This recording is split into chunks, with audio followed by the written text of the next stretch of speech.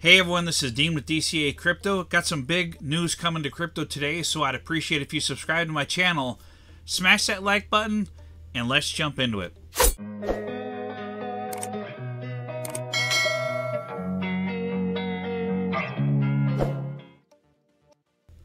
Alright, today we got some big news coming into crypto. The Ethereum ETF, the spot ETFs are going live today. So we're going to go over that in this video and kind of give you my predictions on what could happen here based off of what's happened with the Bitcoin spot ETFs and when they launch. So let's jump into it. So we're currently still under the 2.6 trillion market cap. I can't wait till we get above 3 trillion, probably above 3.2. We can really start flipping bullish once we get above there. But Bitcoin has been flirting around the last couple days with the 67 to 68,000 level. We need to really punch through that and get up above 72,000 and make that our support level before we're really considered to be back in the bull run here. ETH been floating around between 34, 3,500 the last few days as well here with the spot ETFs opening up today. It's going to be interesting what happens with this.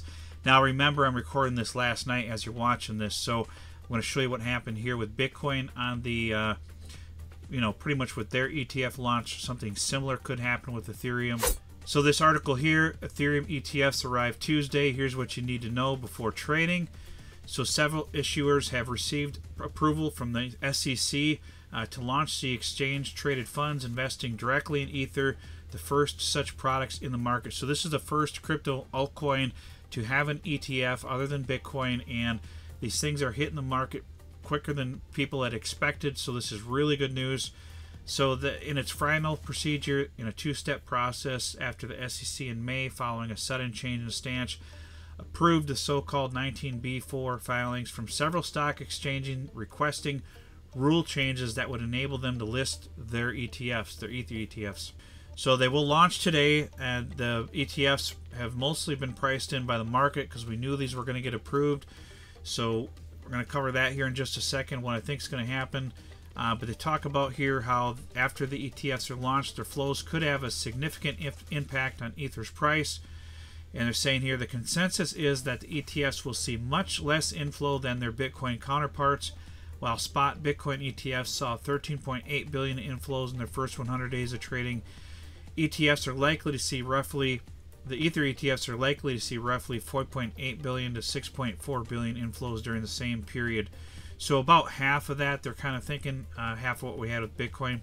It could partly be attributable to the Ether's small market cap, which sat around 412 billion as of Monday, roughly 1/3 of the 1.3 billion market cap of Bitcoin. Meanwhile, some wealth managers and advisors allocated capital into the crypto space when Bitcoin's ETFs were launched in January. They weren't assuming they were going to get an Ethereum ETF so quickly afterwards. Such investors may have already reached the limit of what they would like to allocate to crypto, Rice said in a phone interview. It's like going to temper some of the initial enthusiasm for the ETF. So basically what they're saying here is they don't know if there's going to be the demand for the Ethereum ETF like there was the Bitcoin ETF.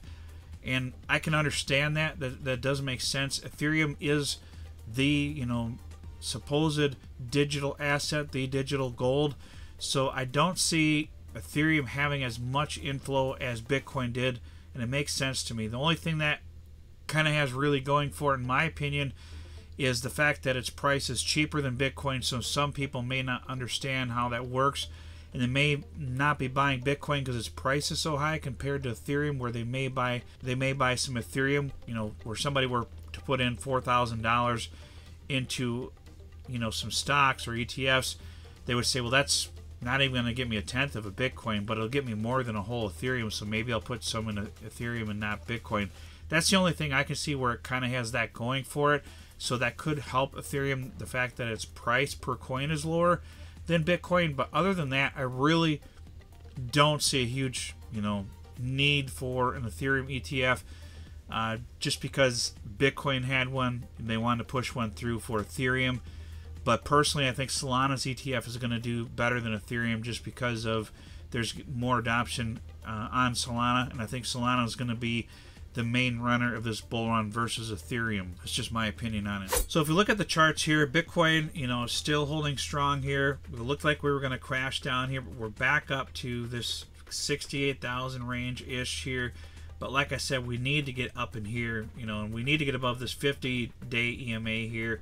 And basically here, that's basically going to push you up above 74,000 if that happens. If we get up above here, right now this 50-day moving average, the EMA is still on an upward trend, so it's going to be a little bit more and more difficult to get above there.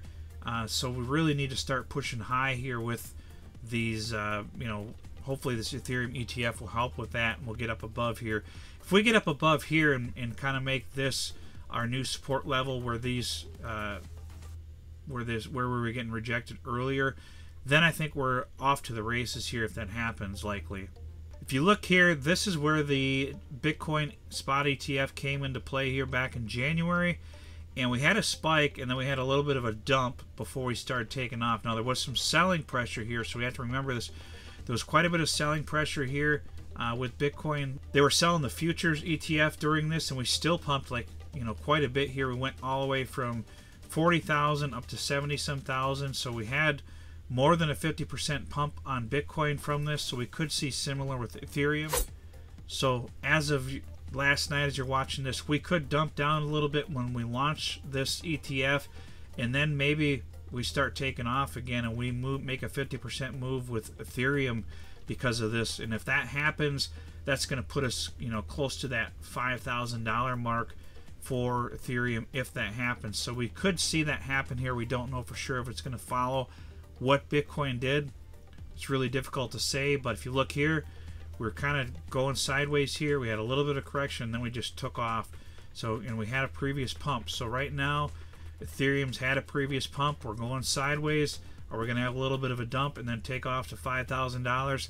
I think that could happen. That could be the possible scenario here. I don't know if it's the likely scenario because we don't know what kind of demand there is for the Ethereum ETF yet here. But we're also just above the 20-day moving average here with Ethereum. We're not up to the 50-day moving average here. We need to get above there before we're bullish with that, just like we are with Bitcoin here.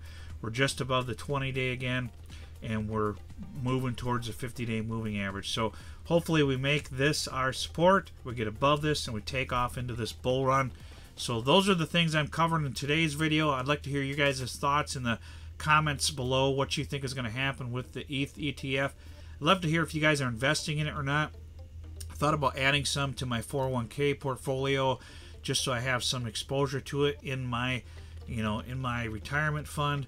I'm not holding any ETH directly in my crypto. I am holding Bitcoin, but not Ethereum, and you know, I'm holding a lot of other altcoins that I think are going to outperform Ethereum in this bull run. So, but I do think it is a solid play to have in your portfolio. I just think Solana is going to be a better runner this bull run. Me personally, that's kind of my thoughts on it, and I don't really see the need for an Ethereum ETF unless Ethereum really starts making some serious changes and gets their transaction fees down to, you know, micro pennies, under a cent for each transaction. And I don't see that happening anytime soon. They're gonna have to make some drastic changes for that to happen with sharding and stuff. So that's, I believe, my understanding of it anyways. I could be wrong on that, but that's pretty much what I got for this video, guys. I really appreciate it if you subscribe to my channel. We'll see you on the next video.